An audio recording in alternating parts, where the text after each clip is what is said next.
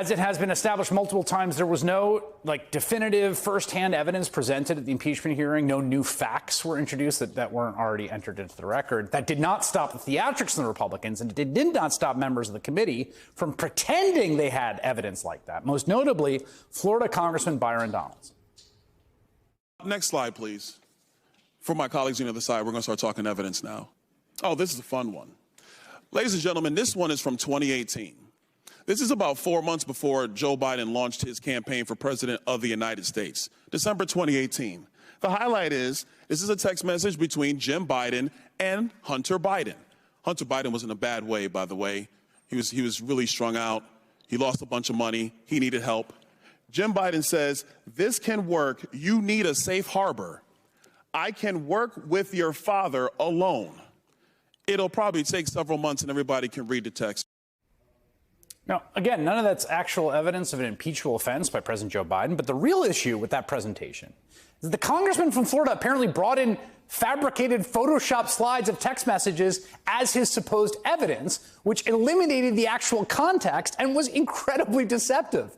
And he was subsequently called out on it in the hearing by his colleague, New York Democratic Congresswoman Alexandria Ocasio-Cortez.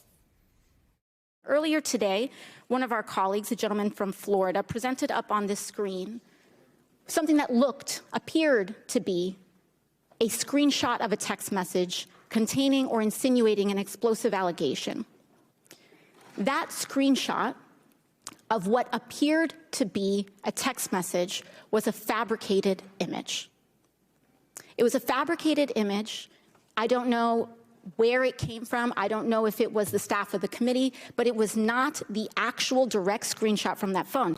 And in fact, I would like to submit to the committee the actual full context from the Ziegler Affidavit number 1, Exhibit 402, of the full text of that exchange. Do I have permission from the chair?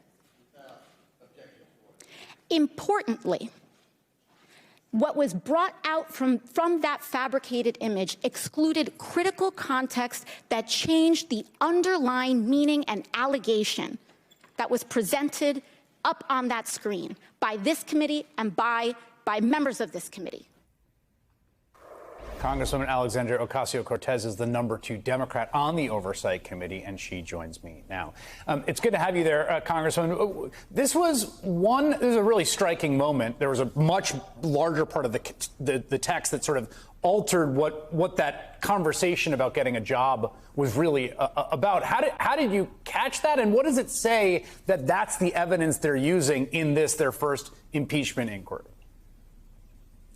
Well, I think this just speaks to the tremendous amount of teamwork that we've been able to accomplish on the House Oversight Committee. Of course, it's an honor to be the vice-ranking member under Congressman Jamie Raskin, who we just heard from. And I think the leadership and the collaboration in that committee, and also the depth and dedication of work, people have been poring over these documents, at least those documents that House Republicans are even divulging before and sharing with the public before the hearing. But I think immediately when this screenshot was raised, first, this was not something that had been seen before, but vaguely had seemed familiar. I think we had our committee staff really tearing through every possible document to try to piece together how this possibly even came to be. And I think we were finally able to match up in real time what the actual context was, as opposed to what Congressman Byron Donalds chose to put on that screen.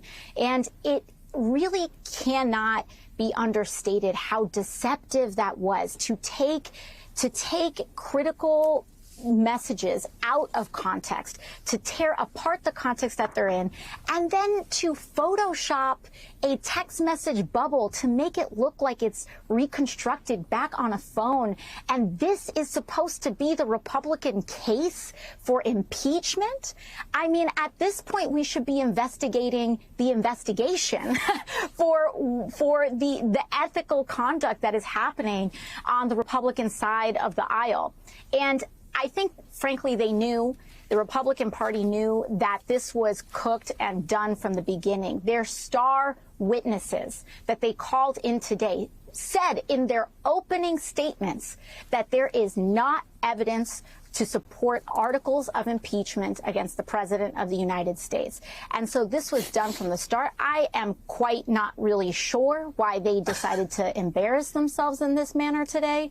But it was evident. You could feel it. It was palpable in the hearing room. You saw Byron Donalds there in that split screen. He himself was embarrassed, slouching in his chair. I don't know what was quite going through their minds. Yeah, the ranking member Jamie Raskin just said that they were leaving the committee room. I mean, this was their big show, right? This was the big set piece. This was the unveiling of the thing that they have building up to since they took the House, honestly. And it seemed like they didn't even really have the heart to see it through during the actual hearing today. Mm-hmm. Yes, and it's important to also underscore the significance of leaving the hearing room in such a consequential hearing. For example, when we had our questioning of Michael Cohen or other very high-profile witnesses, it is very well understood that in such a consequential hearing, your opposition is going to use every point of leverage possible. And you have to stay in those seats because in procedural votes, for example, we tried to vote on issuing subpoenas to actual firsthand witnesses like Lev Parnas and Rudy Giuliani into the kind of odd progeny of where this story even began in the first place.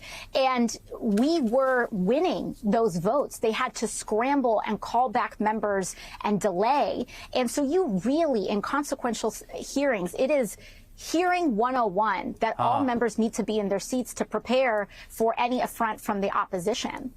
That's a really interesting point, and they still didn't. They couldn't. I mean, which sort of segues to the larger breakdown of discipline here that's happening in the entire House. We're here 2 days away from a shutdown. I mean, I think again, it's unclear what they really want, but they're floating these insane cuts to Title I, which is the huge federal education program for low-income districts. Cuts to WIC, which is for women with infant children. There's a bunch of people who aren't going to get paid. I don't really know if they know what their demands are. It's these big spending cuts, but even those they can't quite stomach. Do you have an understanding of what the ask here is, I guess? I think there's an enormous amount of speculation as to the motives of this Republican infighting. And as you said, the stakes are very, very high. And for some folks that might say, oh, these federal employees may be getting back pay. Many will, but there are many people who are working who will not get back pay, including employees of federal contractors. Even in the House Capitol itself, the cafeteria workers are contract workers. And these workers are terrified because they may not get back pay. And these are some of the most vulnerable workers that we see. You're making just a couple bucks an hour. You cannot afford to miss a paycheck, let alone get one late, let alone not have it repaid. And so they are literally, the Republican Party is literally biting the hands that feed them here in the United States Capitol by playing games with a looming government shutdown. And ironically, many of the members that were wasting time in that impeachment hearing today are the same members that are holding up the votes necessary for us to pass a clean resolution to fund the government while folks settle out their differences. So as to their end game, I think, frankly, some of them just want to file a motion to vacate against Speaker McCarthy, and they think that if you shut down a government, create a crisis, then you can try to file a motion to vacate their own Speaker of the House, Republican Speaker of the House. But beyond that, it's very difficult to try to understand what the end game here is.